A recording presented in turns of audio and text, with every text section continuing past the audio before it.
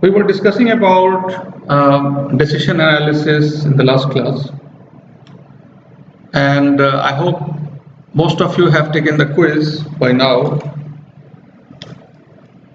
So there were two problems which we had not done in the last class. So we will be first solving those two problems and then take up the new chapter of waiting line system or queuing theory. Now just to inform you, I have changed the content on eLearn. So now we're not going to solve the two numericals because we didn't get time in the boys class also yesterday. So we'll be just focusing on the content which is there on eLearn. There is one presentation and one case study, two case studies in the same file. So one case study we'll be doing today in the class. Second one, if possible, we'll do. Otherwise, you will take it as a quiz. You have to just read and answer the questions from the second case study. Okay, so decision analysis, as you know, is a tool which helps in taking better decisions when the external conditions are not within control or uncertain. So we learned that there are two types of methods. When the external conditions are unknown and we do not have any mathematical estimate of knowing what will happen in future, so we don't know, we use the decision analysis method without probability. So we learned 5 methods.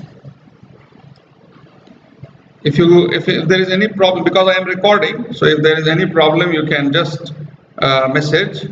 I'll stop and explain again. And if my voice or the screen is not clear, please let me know. Okay, so 5 criterion we learned in the decision making without probability, and 2 criterion we learned in decision making with probability. You have taken the quiz, so you are almost clear now how to use the 7 criterion. So now let's solve the 2 problems which are there in the additional file of decision analysis along with the presentation. The first question, so now I'll request you to listen carefully, and in your exam, you know, these questions are going to be there, so you have to be careful, you understand well. Decision analysis. First problem, as you can see on the screen, I'll read out the question first and then I'll try to use the paper. If the video is coming properly to you, it's fine, otherwise we'll have to just stick to the Word file. So let's first read the question. You are a marketing manager for a food products company. There is a company that produces food products, and they are considering the introduction of a new brand of organic salad dressings. They are considering the introduction of a new brand of organic salad dressings. You need to develop a marketing plan for the salad dressings in which you must decide whether you will have a gradual introduction of the salad dressings with only a few different salad dressings introduced to the market. or a concentrated introduction of the salad dressings, in which a full line of salad dressings will be introduced to the market. So there are two options for the company. One is, I hope everybody understands salad dressings. We may just say it's a food item. So the company has wants to introduce a new brand of this product in the market.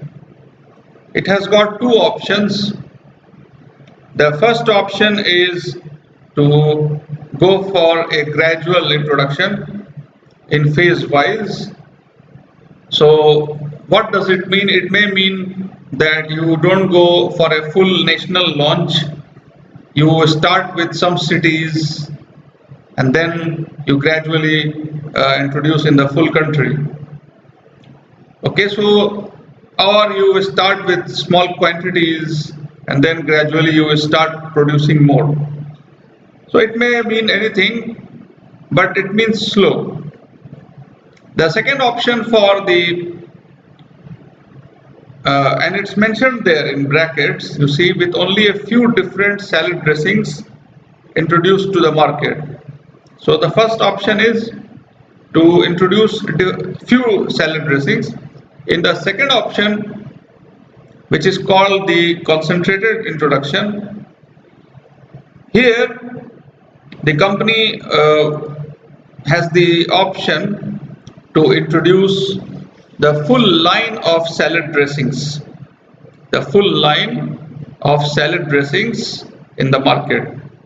So they will have to produce everything and try to sell it in the market. That's the second option. Now you can read now further.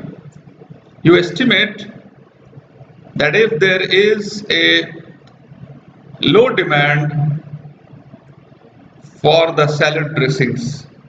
So you see this if is a very technical term in decision analysis. It means uncertainty. If so, if there is a low demand for the salad dressings, your first year's profit will be $1 million for a gradual introduction and 5 million loss for a concentrated introduction. So this is the first if. So if the demand is low, right? So you remember the second example that we did in this chapter was that there was a company who wanted to buy a computer for order processing.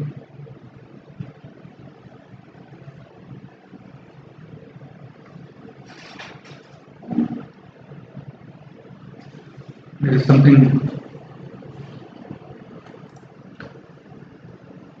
In the second case, if there is a high demand, you estimate that your first year's profit will be $4 million for a gradual introduction and $10 million for a concentrated introduction. So these are the two options for the company. Now the question is to construct a payoff table for these two alternative courses of action. It's a very simple assignment problem. It's not asking you to solve the problem. The first one is only to formulate the problem, as we have been doing in other chapters also. So we have to formulate a payoff table for the two alternative courses of action. Now what I'll do is I'll try to switch to paper and see if it works. If it is even slowly visible to you, then you can carry on. Otherwise, you just let me know on the group. If you can't see the video, just let me know. I'll stop and then move to computer again.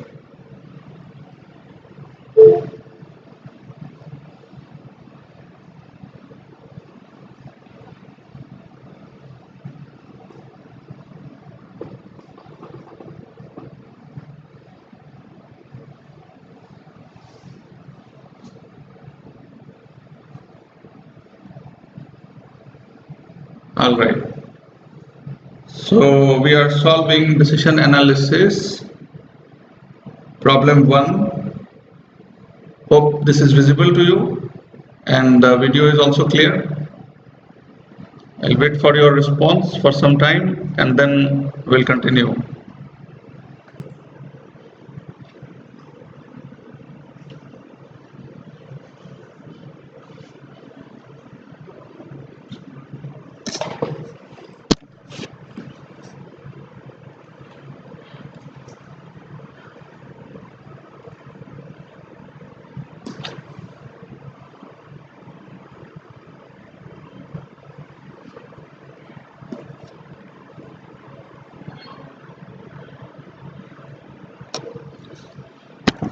Waiting line system, or more popular name of the waiting line system is queuing. And this is a very common term, we have been not just knowing but facing in day-to-day life. When we go to buy some tickets, when we go to book some and when you go for your registration of courses, for taking admissions, all of the places where services are offered, we have seen that there are people standing. You have to stand or wait in lounge. You have to wait at airport for your flight to come. You have to go for immigrations. So there is a line, there are counters and you have to wait. So this chapter, this theory and the system deals with solving the problem of waiting.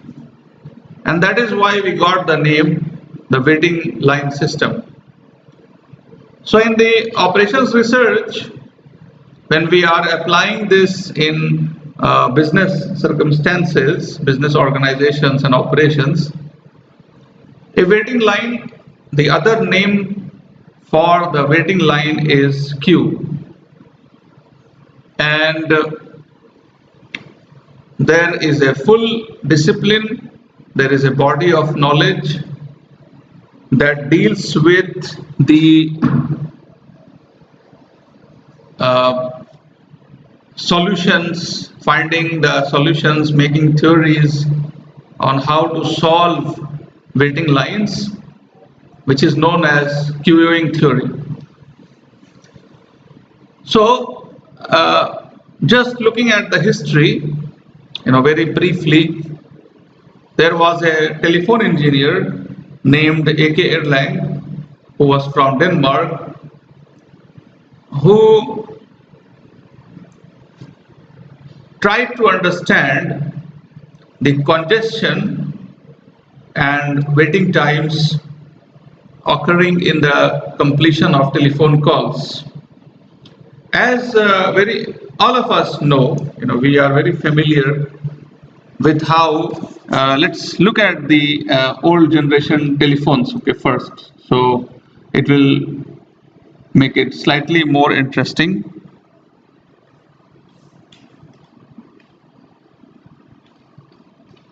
Let's look at how it used to be earlier. So this was the old telephone system. How it used to work, you see, there used to be, first of all, and even older ones like this one, you see, there used to be operators who used to manually connect calls with, so someone is calling, she will receive the call and then she will see which telephone number it has to be connected, and then it used to be a long process of calling. This one was a tedious process. People used to find it long time. There was waiting time. When you used to call, there was a busy tone. You will have to wait for some time, especially if you are making an ISD call to different countries. The waiting time was much longer. You used to book a call and then in the evening or sometimes later you will get you will be able to talk. So there used to be telephone operators who used to connect. So in those times, it was a problem for the companies to solve the problem of congestion and waiting times. So AK Airline, he studied the waiting times and tried to minimize the waiting times, optimize the waiting times. And we know that if you have a waiting time, if you want to reduce waiting time, you will have to hire more people, and that's the only solution. So this is how the theory of queuing or waiting line system came into being, and now it is being applied at so many places, especially in the service sector.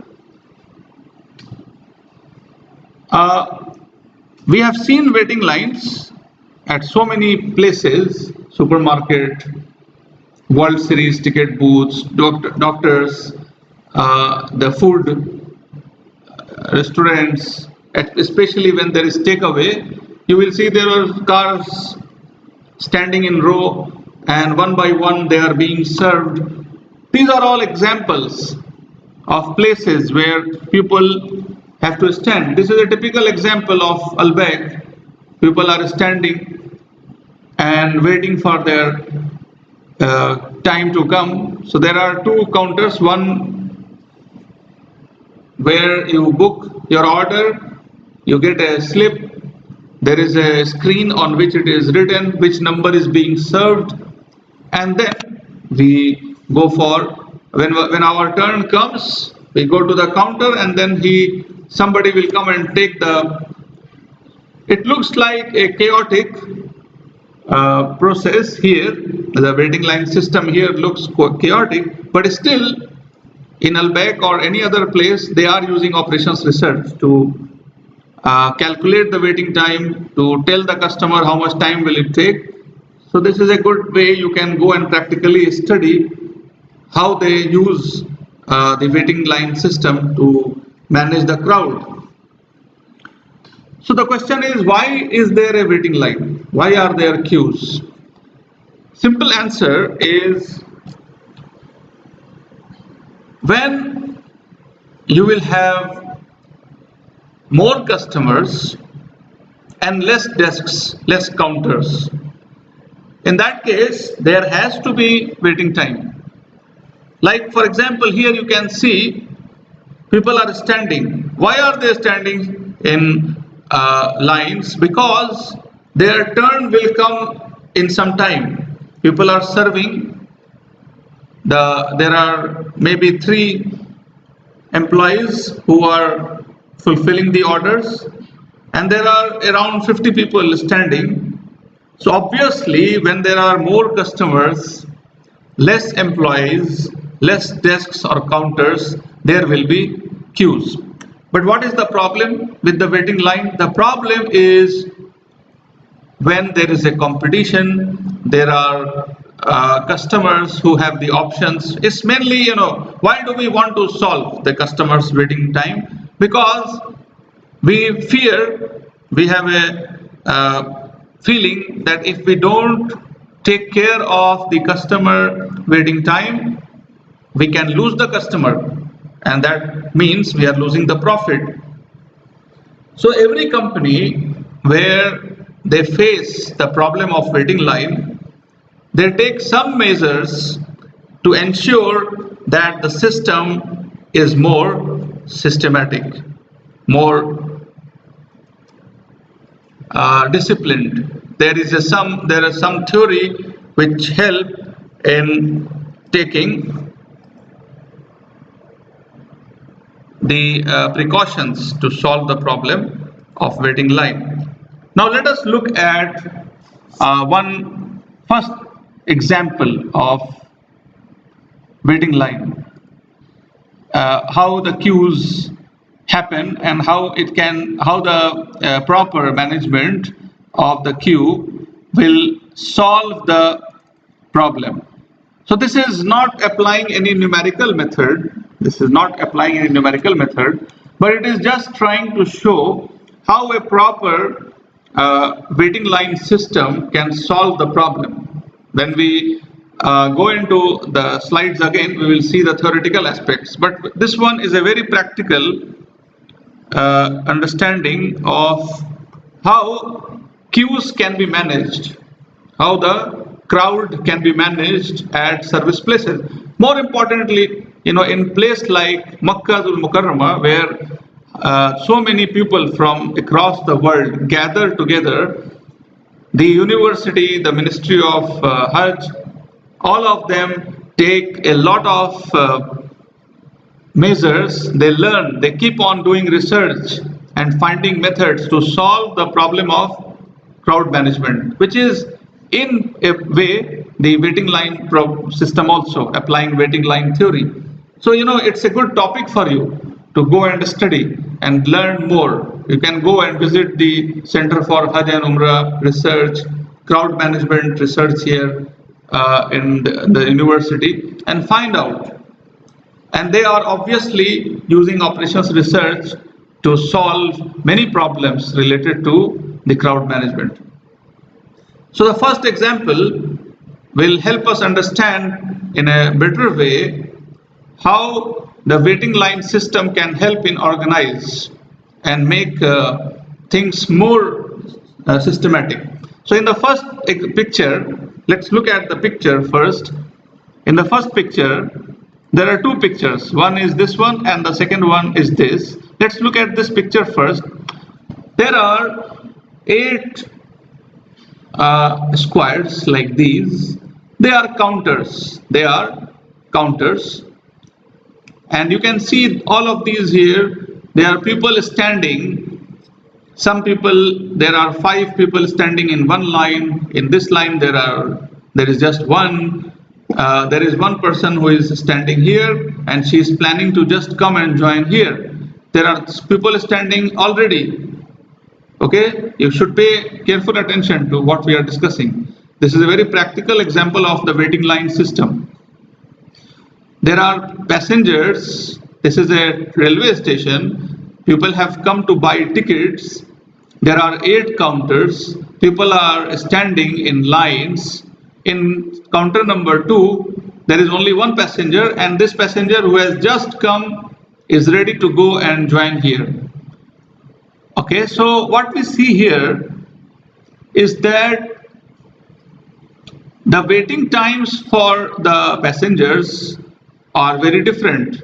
This person is, as the picture shows, this person is standing for much longer time than this person. She has just come, and when she comes here, she sees this counter is vacant. She will go there, get the ticket and come back. But this person will keep on waiting and he will see that this lady comes and goes before him. So it is frustrating for the customer. He feels frustrated when he sees that a person who came late and still got the service. This results in mismanagement, in chaos, in frustration of the customers. At the minimum, there will be chaos. At the maximum, the company can lose profit. If it is a government company like this railway station, railway stations are normally owned by government. Still, the government has to ensure that the things are systematic. As we see in a very good example of the Zamzam bottling, it's an excellent example of how system has changed and things we have see how waiting line has improved. You have so many stages, and then afterwards you go to the counter, the Zamzam counter, get the Zamzam and come back. Every person has the equal chance of getting to the counter. So there is no one coming late and going first. It's always the person who comes first finds the counter and can go. Now you see here the second picture. Now the company, the railway station decided to solve the problem of the chaos and help the customers feel better. What they have done? Now suppose they have done a barrier here and the customers have to stand as per their order. So this person, when he comes, he has to join here. He cannot go straight to the counter. He has to first come and stand straight in the line. Then these customers, as their turn comes, they go and join the empty counter. Now they can go in any of the counters which become empty first. So there are 8 counters. On 7 counters, the customers are already standing. This customer, this lady, when she sees that this person is already on exit, she can go and join. Things have become more systematic. All the customers are happy because they are seeing that we came first and we have equal chance. We have the first chance to be served, and this person has come last. He will stand here. So all the customers who had come earlier than him will be feeling happy that it's just, it's honest, and the system is proper. This is a very good representation of the waiting line, a waiting system. So we understand that any waiting system happens, the problem of waiting line happens because of more customers and less desks. So here in this case, in this chapter, we learn about how to manage the queue or waiting time. We are not learning numericals. There is a theory of Little's law which helps solve the waiting line. We are not going to do those because we don't have time now. We will be understanding the one case study you just saw, and you will read the case study of Citibank, a very simple case study, but it's more detailed, which will help you understand how the tool of operations research and this theory specifically, the queuing theory, help in improving or optimizing the waiting times. So when we manage the queues, there are 3 main components. Okay. So the first lesson in queuing is, why do queues happen? Queues happen because when we have more customers and less desks or employees, there will be lines. So the question then comes, how to manage those lines or queue? The first important criterion to consider is, how do customers arrive? Because this is very important. How do customers arrive? Are they coming randomly, or they are coming in a pattern, in a fixed pattern? So that's the first thing, how they come to the counter, how they come inside the company's premise. The second thing we have to look for is, how are they being serviced? How are they being serviced? What is the way in which they are serviced? Who is serving them? How much time do they take to serve one customer? That's the second point. And the third point is exit. So after being served, how are they going away? Now you must have noticed, when you go to buy food, burgers or anything in drive-through, so what do you see? That you go just straight. You don't come back. You don't return after taking the order. There is a system that the cars are moving in row. They take the order and then they go back. Whereas in a counter, when you go inside the restaurant or the place where you give the order, there you just return. You don't have a system where you move out through another door, but there is an exit which asks you to return. So that is the third point we have to understand while we are trying to manage the queue. So in a queue, in a waiting line, three aspects are to be studied. Number one, the arrivals. Number two, the processing. Number three, the exit. So you can make a small note, short note in your paper about the three. You can just shorten it: arrival, processing, and exit. Okay. Now let's go to the arrivals. Now, when we talk about arrivals, how the customers are entering the facility, the system, there can be two ways in which they enter. One way is that you assume that you are at the counter. You are a student counselor, and students are coming to take admission or asking you some questions. You are sitting on your desk, and there is a line of outside. Students are coming one by one. Now, if the students are coming at the same rate, they are coming, every student is coming after 2 minutes. Every student is coming after 2 minutes. That means there is a constant rate of the arrivals. But there can be, which is not very real. In real life, it is not possible to make a constant arrival. The constant arrival is possible when it is machine controlled. With human beings, it is not possible to control the rate of coming. How can you control? The students are coming one by one. Somebody will come fast, somebody will come slow.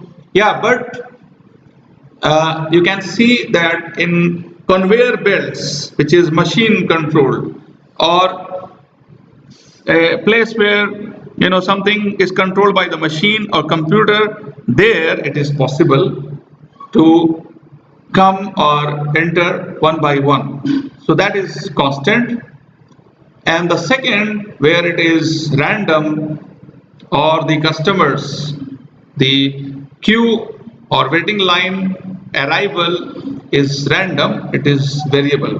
So there are two possibilities of arrivals. One is constant and the other is variable. Both of them make the waiting line system different. So management of the waiting line system. Now let's talk about system.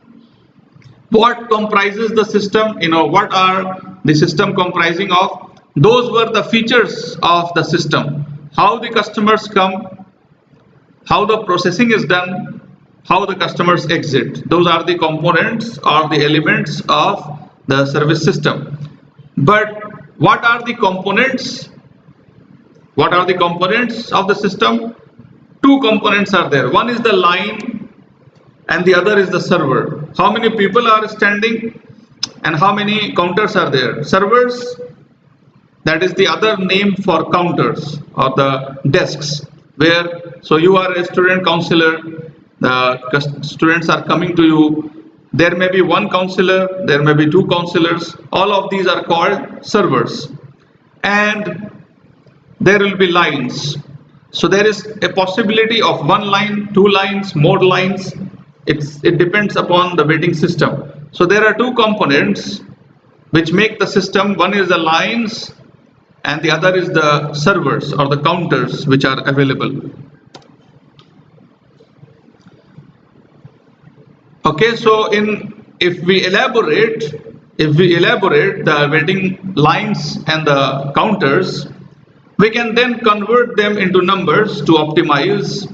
So we have to count the number of waiting lines, the number of servers, the arrangement of servers, how they are arranged. Are they horizontally arranged? Like for example, in the Zamzam system.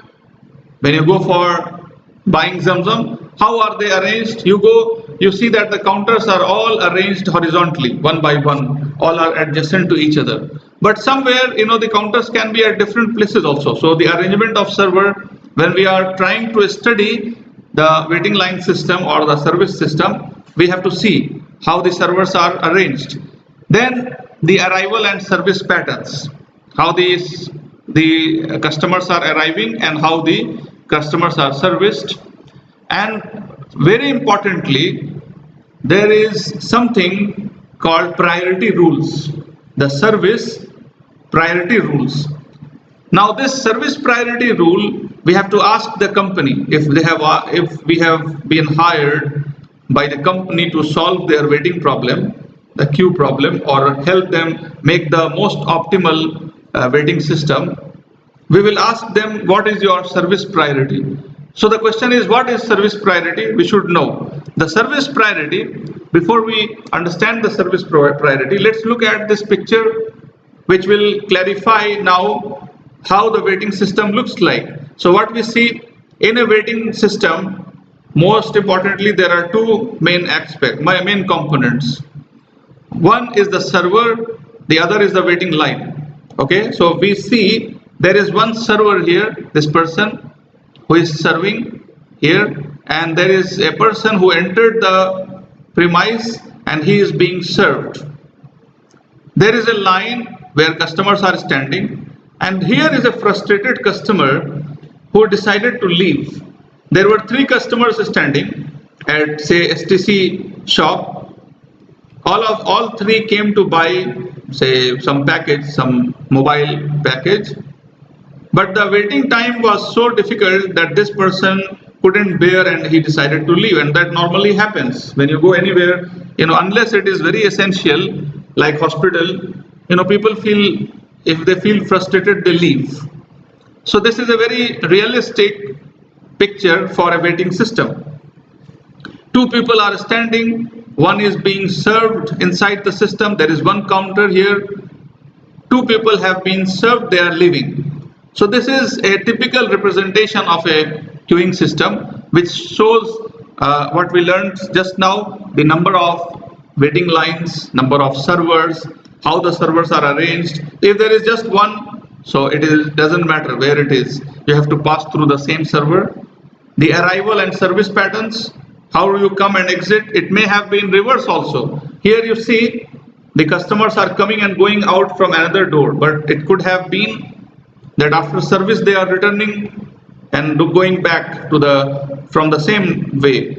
And we see this normally in many places, many companies where we go to buy some service, we may be asked to go back again from the same route. It is possible. So in the lines and servers, there are two possibilities. One possibility is that there is a single server model. In a company, there needs to be only one server.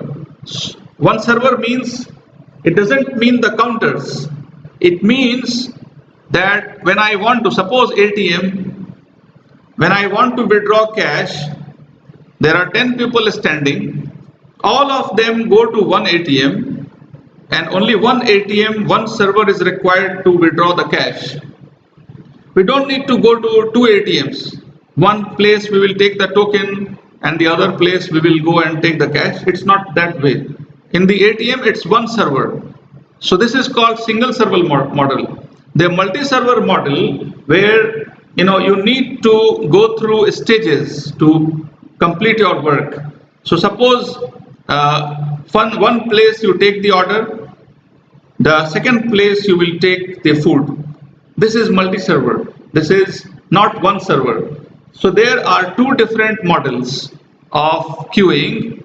One is where you get everything at one counter. The other is where you need more than one counters to complete the process, say food, passports, immigration, whatever. So that's what we have to understand, that there are two different waiting line models. One is single server and the other is multi-server model. Okay, if you didn't understand, you will ask me in the later in the group I'll explain, but it's very simple. Now, what are the factors that affect the waiting system? Number one is the line length.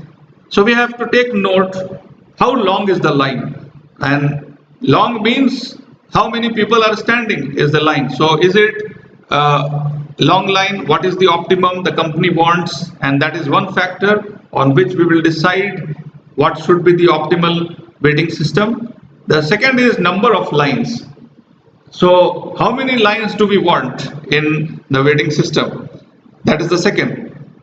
It's possible that for one counter there are two lines, three lines, one for male, one for female. Both of them are being served by the same server, or there are different lines for males and females. The third one is the queue discipline or the priority rules. This is very important. What is queue discipline? Queue discipline is something the company has to decide. So we will have to ask the company while making a waiting line system for them, or you yourself are the operations manager and you want to make a waiting line system. So you have to answer yourself, what is the priority rule? Do we give some preference to some customers, or it is like as we saw in the railway station, there is no priority. It is first come, first served. So the first rule is called FCFS, which is first come, first served. So the person or the customer who comes first will be served first. But that's not the rule only. There is a possibility, like in hospitals, there are two types of patients.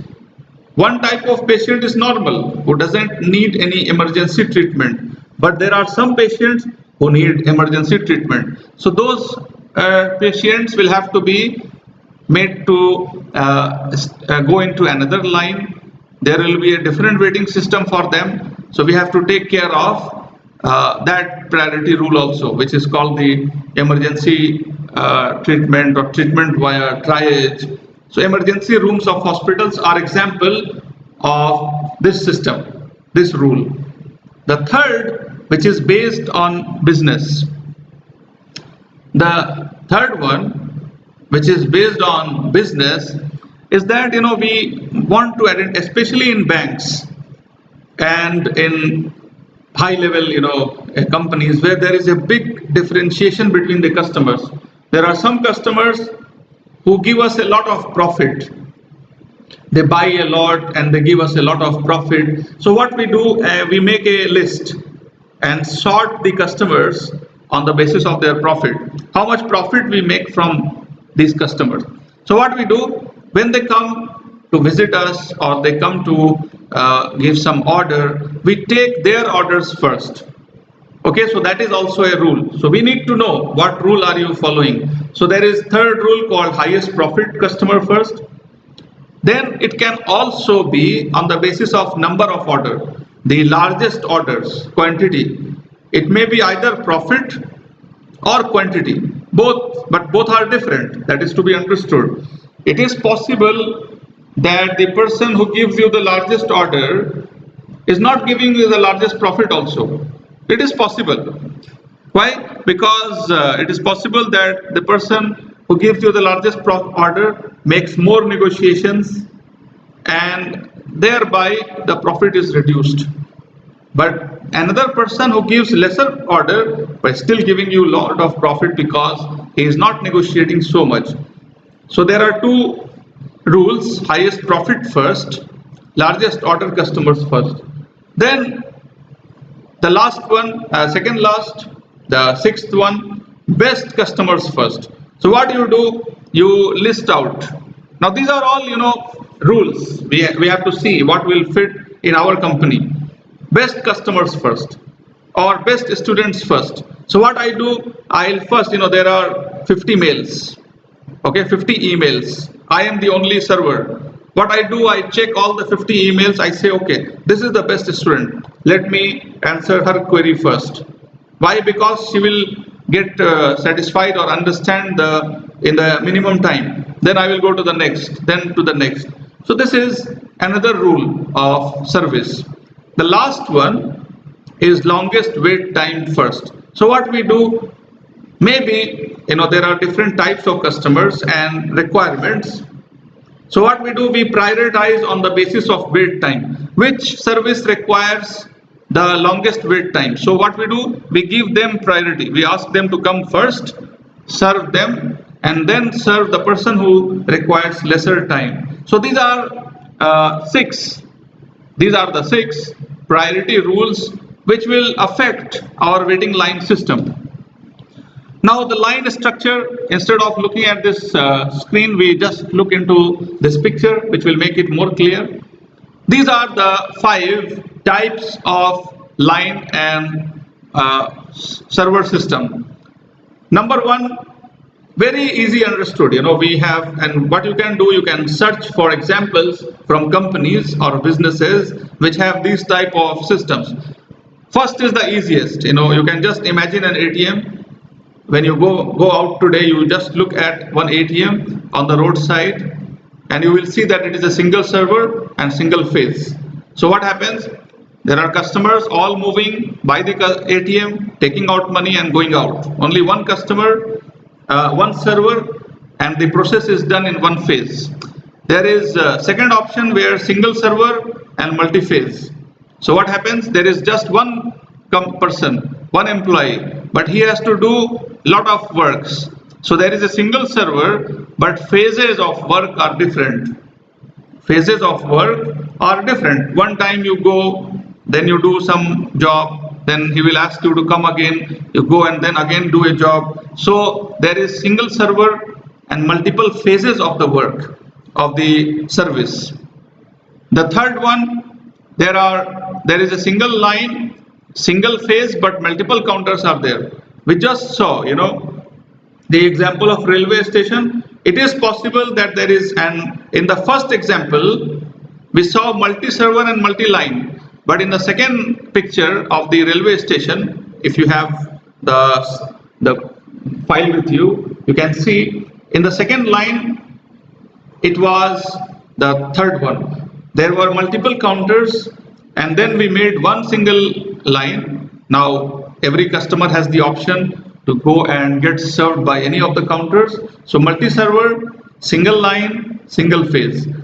Then you have multi-server, multi-line and single phase. So you can line up at any counter. There will be lines standing at every counter, but the phase is only one. Only I have to take a ticket. So only one process is to be done.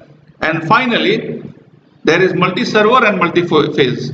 So there has to be multi-server, and there are multi-phases also. You go for immigration, there are many counters at immigration, there are many counters for customs.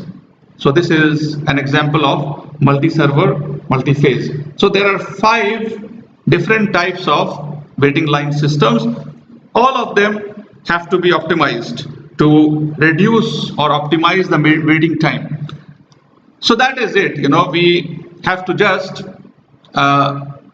focus till there. That is the last thing we have to study in the waiting line system. We are not going to solve the numericals. These are some of the formula we got to learn to solve the problems. But since we are not solving problems, we are going to stop at only the understanding of waiting line. And as a business student, right now when we are stopping, what we should learn is that waiting line is very important for the company, especially service companies, to solve the